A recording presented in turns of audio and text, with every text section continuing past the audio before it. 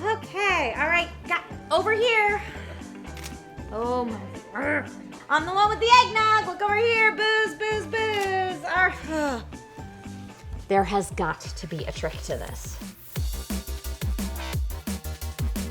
Happy holidays, picture people. Welcome to DIY in 5, the show where we break down tech and make it easy for the everyday user.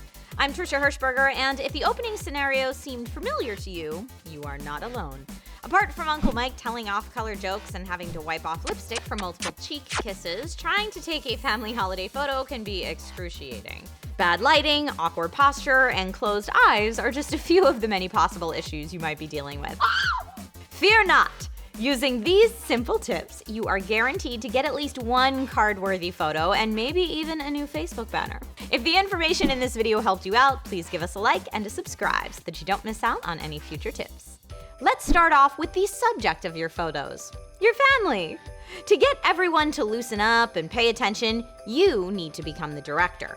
Make faces you want everyone to mimic. Ask everybody to look in one direction, then another, then directly to the camera. If there are children, encourage them to be silly and have fun with it. Chances are they won't want to stay still anyway. And if you can be silly and enjoy the playfulness of the situation, your subjects will be more likely to follow suit, and you stand to get some great personality shots, which are way better than canned smiles anyway. Once everyone's having fun, think about body positioning. A great rule of thumb is, if it can bend, bend it.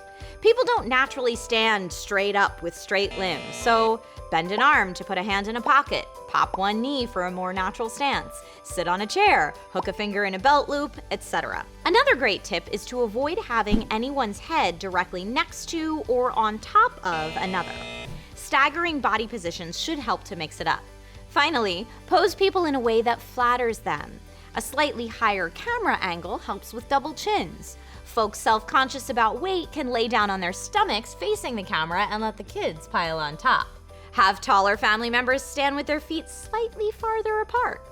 If your subjects are self-conscious about something, they're probably going to be hyper-focused on that in the final photos, so help them put their best face forward. All of these great expressions and poses are useless if you can't see anyone due to poor lighting. Lighting is always a huge part of capturing a great photo, no matter what type of photo you're taking. If you're indoors and want to avoid pro lighting equipment, position your group facing a window. If it's a super bright day, you might want to use a thin sheer or white curtain or sheet even to soften the light a bit. If you're shooting outside, avoid harsh shadows on the face and avoid having your subjects look directly into the sun or you'll get all squinty eyes. Either position the sun behind the subjects for a fun silhouette or use a reflector or flash to fill in the subjects. You can also look for a bit of shade to position everyone under. Shooting just before sunset, aka the golden hour, is ideal outdoor lighting. Now let's flip the focus to the photographer. Using a tripod, if possible, will allow you to spend more time directing your subjects and allow you to focus on the composition, exposure, white balance, etc. Feel free to play with lenses, wide angle, close-up, and zoom to switch between and play with who and what is in focus. And once you've got a bunch of head-on shots, ditch the tripod and play with angles. Get high up on a ladder and shoot downward, or lay on the ground and shoot upwards into a huddle. And in any shoot with kids, shooting in burst mode can be particularly beneficial to capture that one fleeting picture-perfect moment. Now go forth, my friends, and take the one family photo to rule them all. What family photography tips do you have? Ever taken some hilariously awful family photos? Please share those stories in the comments. If you want more photography tips, specifically smartphone photography, check out these videos here.